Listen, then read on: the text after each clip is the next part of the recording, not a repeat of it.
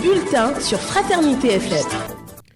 À quand l'extradition de l'activiste Kémy Séba, la justice sud-africaine vient de reporter l'examen du dossier de panafricaniste au 23 septembre prochain. Ce nouveau report serait lié à une coupure d'électricité survenue dans l'établissement pénitentiaire. Détail à suivre.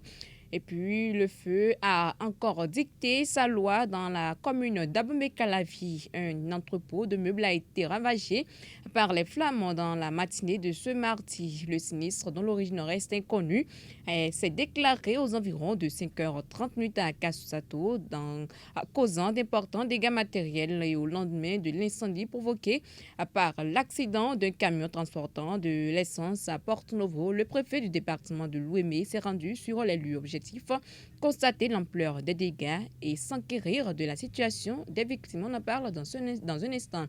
À suivre les nouvelles sportives et africaines.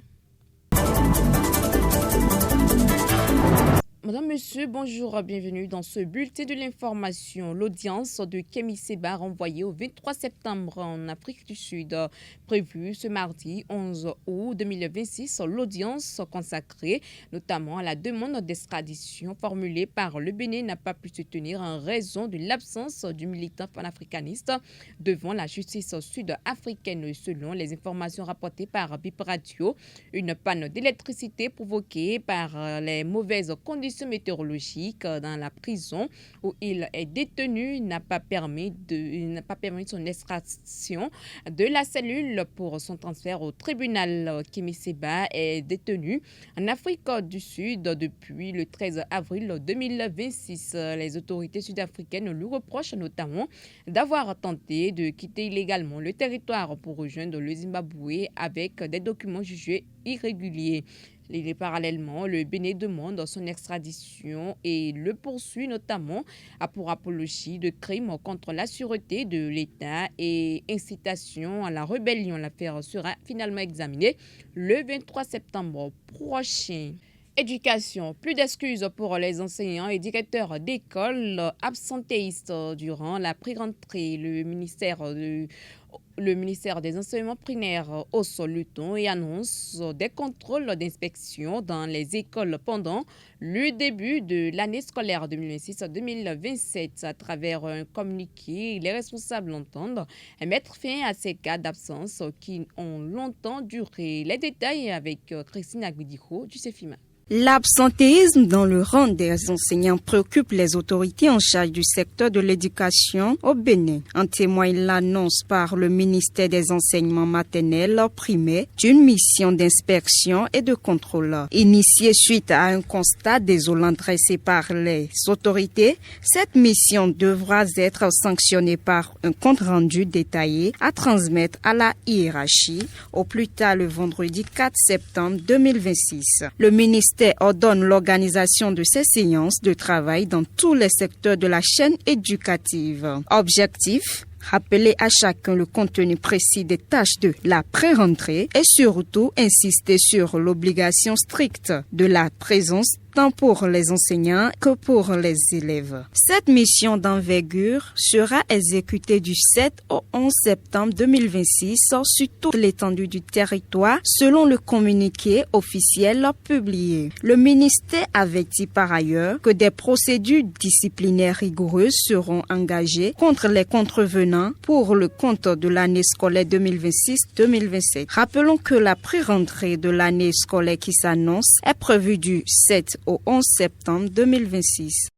Autre information, il y a environ 4 jours, les flammes ravageaient une partie du boulevard Avakpa dans le 3e arrondissement de Porto-Novo. Moins de 112 heures après cet incendie spectaculaire, la préfète du département de l'Ouémé, Marie Akotrossou, s'est rendue sur les lieux. Objectif pour constater l'ampleur des dégâts et s'enquérir de la situation des victimes.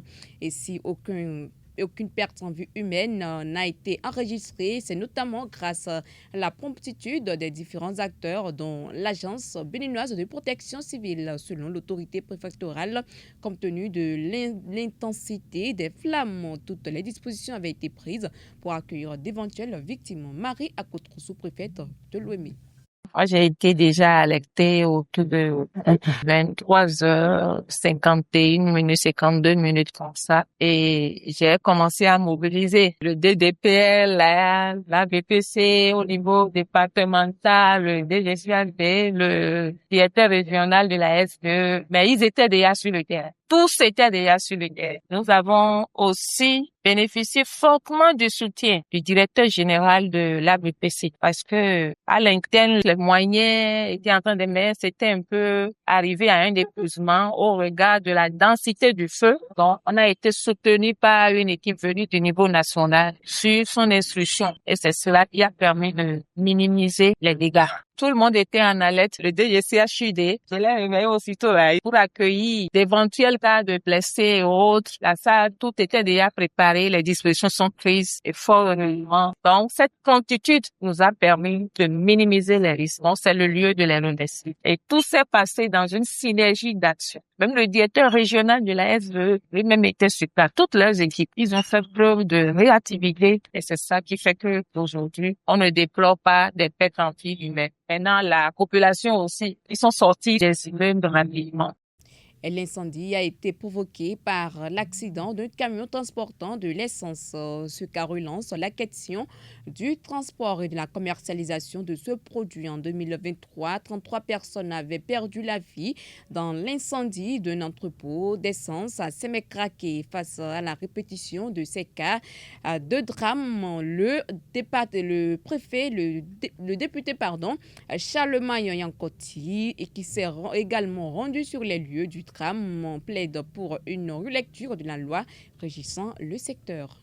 C'est vrai que à ce niveau, il y a effectivement une loi qui a été créée qui encadre la commercialisation des produits pétroliers. Mais il faut reconnaître que malgré cette loi, ce qui s'est passé, ça fait partie des incidents. Mais la leçon que moi je pense qu'on peut tirer, c'est de revoir un peu le mode de transport à partir d'une certaine quantité. Parce que au regard des dégâts qu'on a observés, il faut reconnaître que la quantité que transportait ce camion était énorme. Et c'est pas la première fois, ça s'est déjà passé en 2023 à Caraquet, ça s'est passé ici aussi à Porto-Novo, ça se passe un peu partout sur le territoire. Ça veut dire que la réforme qui a été faite mérite d'être retouchée quelque part. C'est vrai, il faut saluer la promptitude des forces de l'ordre, mais il faut reconnaître que notre déplacement surtout vise à accompagner les autorités déconcentrées et décentralisées parce que nous aussi, nous sommes là en tant qu'élus. Nous avons une certaine capacité d'interpellation, de négociation, donc on peut vraiment mieux travailler avec le gouvernement pour voir l'encadrement de ce commerce. Bien que l'État encourage les mini-stations au niveau des grandes villes, les incidents de ces derniers temps révèlent à suffisance qu'il y a quand même quelque chose qu'il va falloir encore corriger. Nous sommes ici pour inviter la population à la sérénité, faire un appel de conscience à ceux-là qui sont appelés à manipuler ces produits dangereux. En plus bref, à présent, avant de passer aux nouvelles sportives, un entrepôt de meubles entièrement consumé avec d'importants dégâts matériels. C'est le bilan d'un incendie survenu au petit matin de ce mardi 11 août à Akasato dans la commune d'Abomey-Calavi. Le feu s'est déclaré aux environs de 5 heures dans cet entrepôt situé en bordure de la route menant au marché moderne de Gros d'Akasato. En quelques instants, les flammes ont transformé les lieux en un foyer d'incandescence, réduisant en cendres le mobilier qui s'y trouvait. Aucune perte en vie humaine n'est à déplorer, mais les dégâts matériels sont considérables. Alertés, les agents de l'agence béninoise de protection civile sont intervenus pour maîtriser l'incendie et empêcher sa propagation.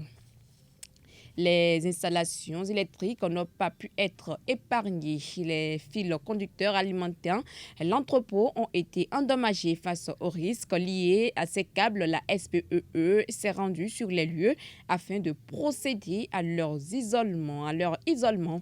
Et la police républicaine était également sur le terrain pour les constatations d'usage. Pour l'heure, l'origine de l'incendie reste inconnue.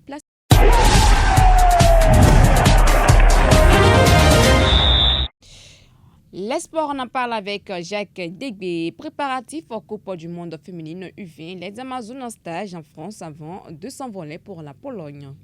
Après près d'un mois de travail à Cotonou, les Amazones U20 du Bénin ont entamé la dernière ligne droite de leur préparation en France. Arrivée ce lundi matin à Paris, la délégation béninoise a été rejointe à l'aéroport par la jeune gardienne Loane Zinsou Bodé, venue du Luxembourg. Le groupe a ensuite installé son camp de base à Corbeil-Essonnes, en Île-de-France, pour un stage de 3 semaines. Ce regroupement dans l'Hexagone avec les 24 joueuses sélectionnées permettra au staff technique de peaufiner les derniers réglages avant le mondial. Avant de s'envoler pour la Pologne, les Punchils du sélectionneur Oziro Abdoulaye disputeront plusieurs matchs amicaux face à des clubs et des sélections. On rappelle que le Bénin est logé dans le groupe en compagnie du pays hôte, la Pologne, mais également de l'Argentine et du Mexique. Mercato, Arsenal s'intéresse à Koundé. Oui, l'heure du départ a-t-elle sonné pour Jules Koundé? Selon les informations de sport, le FC Barcelone pourrait ouvrir la porte à un transfert du polyvalent défenseur afin de financer les transferts de Rodri et Julian Alvarez. Cela tombe bien puisque Arsenal s'est récemment renseigné sur la situation de l'ancien Bordelais. Les Gunners attendent de connaître les envies de Koundé avant de passer à l'action et il pourrait recevoir une réponse positive. Selon le quotidien catalan, Hansi Flick ne voit plus le français comme un incontournable au poste de latéral droit et pourrait lui préférer Eric Garcia en début de saison. De quoi pousser le joueur passé par le FC Séville, à reconsidérer son avenir. Les prochaines semaines nous le dirons. Le Bayern Munich songerait également à passer à l'offensive. Affaire à suivre.